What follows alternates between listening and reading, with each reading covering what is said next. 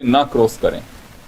देखिए, पहली बात तो योगेंद्र जी, हमने सीएम साहब को नहीं, उनकी हरकतों के बारे में बात की थी। और वो हरकतें जो थी वो मैं बताना चाहूंगा। मैं खुद श्री गंगानगर में था। आप देखिए, श्री गंगानगर में हम लोग पहुंचे, हमने पूरी स्वीकृति ली। पूरी उसके बाद में हमारे कार्यक्रम की हमने तैयारियां शुरू की। हमने रात को बैनर होर्डिंग लगाए, हमारे सारे बैनर होर्डिंग फाड़ दिए गए रातों रात।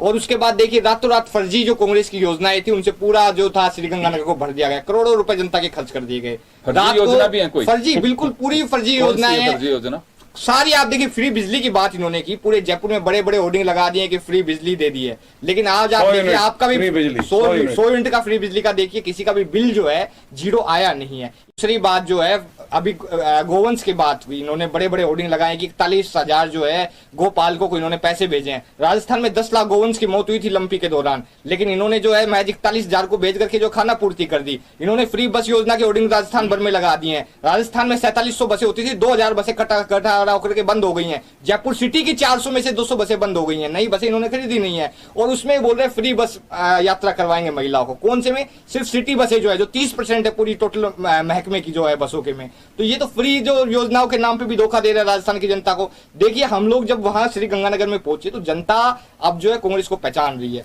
पूरी रात को जो हम लोग अपने बैनर होर्डिंग पोस्टर लगा रहे थे शहर में, तो वहां पे हमने देखा एक एक पोस्टर पे एक एक पुलिसकर्मी की ड्यूटी लगाई गई थी कि इनको कोई जो है छेड़छाड़ नहीं होनी चाहिए। और वही जो है, इसी प्रदेश में सबसे ज्यादा महिलाओं के खिलाफ अत्याचार हो रहा है। रोज 18 बहन बेटियों के साथ बलात्कार के मामले सामने आ रहे हैं, 13 मर्डर केस हो रहे हैं। उस प्रदेश का मुखिया जो है, जनता को सुरक्षा देने के बजाय अपने पोस्टर बैनरों को सुरक्षा दे रहा है। पिछले दिनों जयपुर की भी एक तस्वीर ऐसी वायरल हुई थी, जब यहाँ हाईकोर्ट के सामने एक पुलिसकर्मी को सादे कपड़ों में पोस्टर की सुरक्षा और बैनर की सुरक्षा के लिए तैनात कर दिया गया था। तो ये लगातार राजस्थान देख रहा है कि जिस तरीके की हरकतें कांग्रेस कर रही है वो बिल्कुल निंदनीय है। इनके जो है एनएसयूआई के कार्यकर्ताओं ने 2 चुने हुए मुख्यमंत्रियों पर हमला जिस तरीके से किया श्री गंगानगर में, वो निंदनीय है। भारतीय जनता पार्टी के गुंडों ने जिस तरीके से हमारे रैली स्थल पर पहुंच करके कुर्सियां तोड़ी, जनता पर कुर्सियां फेंक रहे थे। नहीं, मेरा ऑब्जेक्शन है किस बात की? गुंडा कौन है बताइए ना, गुंडा कौन है, नाम दीजिए। आपने एफआईआर दर्ज कराई क्या? आपने आप माफी मांगी? आप भारतीय जनता पार्टी के कार्यकर्ता से माफी मांगे क्या? आपने एफआईआर दर्ज कराई? आपने नामजद होकर बताइए, माफी मांगे। सवाल सुनिए।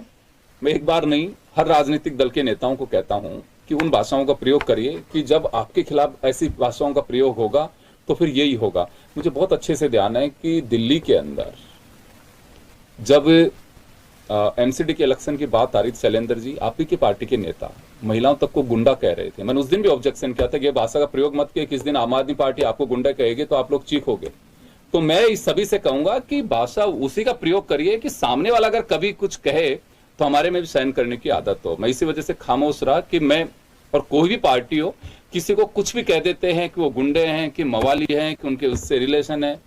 ये अभिव्यक्ति की आजादी का बेजाद होने कोई कुछ भी कह सकते भारत में है, जो कहा जा सकता है। और ये तो राजनीतिक दलों को, आप लोगों को आपकी लिमिट तय करनी है कि हाँ वास्तव में किस हद तक हमें बोलना है, गुंडे की डेफिनेशन क्या रखनी है, इसकी डेफिनेशन क्या रखनी है। शैलेंद्र जी उस दिन में मैंने समझाने की कोशिश की, आप ही के पार्टी के नेताजी बैठे हुए थे, मैंने कहा था कि आप इन भाषाओं का प्रयोग मत करो। आज ये कर रहे हैं तो आज आपको ऑब्जेक्शन हो रहा है, उस दिन आम आदमी पार्टी को ऑब्जेक्शन हो रहा था।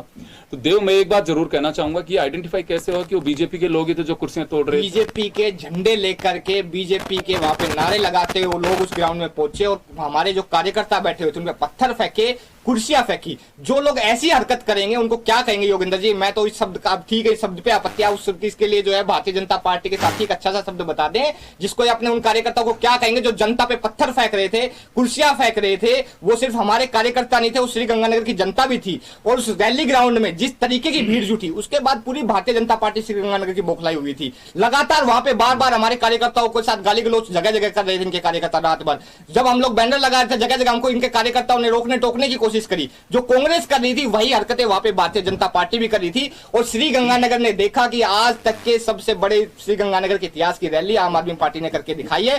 30,000 से लोग उस ग्राउंड में पहुंचे, जिस रामलीला मैदान को विश्व की सबसे पुरानी पार्टी ना कांग्रेस भर पाई, ना खुद को जो है विश्व की सबसे बड़ी पार्टी कहने वाली भारतीय जनता पार्टी आज तक भर पाई, उसको हमने भर करके दिखाया। आ रहे हैं सामने कि वो लोग गंगानगर या राजस्थान के नहीं थे, बाहर से उनको लाया गया। देखिए योगेंद्र जी, ये तो जो है सिर्फ जो है अब इनके पास कुछ बोलने को बचा नहीं है, इन्होंने भीड़ देख लिया तो ये सिर्फ आरोप है। तो कल से हम लोग भी बोलने लग जाएंगे कि जो ये जहां भी रैलियां कर रही है इसी तरीके से बाहर से ला रहे होंगे। वो जनता स्थानीय थी, वो चूरू के लोग थे, श्री गंगानगर के लोग थे, हनुमानगढ़ के लोग थे, अलवर के लोग पहुंचे थे, जयपुर से लोग पहुंचे थे, पूरे राजस्थान भर के लोग जो अरविंद केजरीवाल जी को सुनने को उत्साहित थे, वो लोग वहां अपने किराए पर अपने खर्चे पर पहुंचे थे। और जिस तरीके के नारे उस मैदान में लग रहे थे, जिस जोश के साथ कार्यकर्ता वहां पे मौजूद थे, वो जोश बता रहा था कि हमारे कार्यकर्ता खुद अपने जुनून और जोश के साथ वहां पहुंचे थे, ना कि इनकी तरह से हम भीड़ भर करके लेके आए थे। जयपुर में पिछले दिनों भारतीय जनता पार्टी के प्रदेश अध्यक्ष जी के नेतृत्व में इन्होंने एक यहाँ पे बहुत बड़ी जनसभा और विरोध प्रदर्शन करने की कोशिश करी। 5000 कुर्सियां लगाई, जिनकी 5000 कुर्सियां नहीं भर पाई। गहलोत जी की सभाओं में तो प्रदेश भर में खाली कुर्सियों की तस्वीरें जो है वायरल हो रही है। और दूसरी ओर आम आदमी पार्टी को जिस तरीके का समर्थन श्रीगंगानगर में मिला है, वो बता रहा है कि राजस्थान अब बदलाव को तैयार है। चलिए मैं वापस